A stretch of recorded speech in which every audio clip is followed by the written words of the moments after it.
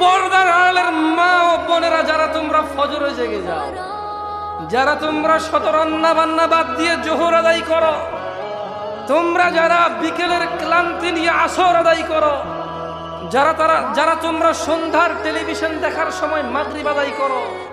যারা তোমরা ঈশার সারা দিনের অক্লান্ত পরিশ্রমের পর বিশ্রাম ঘুমের সময় বাদ দিয়ে তোমরা যারা ঈশা পড়ো, জেনে রাখো তোমাদের জন্য সুখবর। তোমাদের প্যারে হাবিব মুস্তাফা সাল্লাল্লাহু আলাইহি সাল্লাম বলেছে, নিশ্চয়ই মানুষের প্রথম হিসাব হবে নামাজের। ফাইন সালুহাত ফাকাদ আফলাহা ওয়া আনজাহা, যদি নিয়মিতভাবে ঠিকমতো নামাজ আদায় করে যে সে নাজাত পাবে ও সফল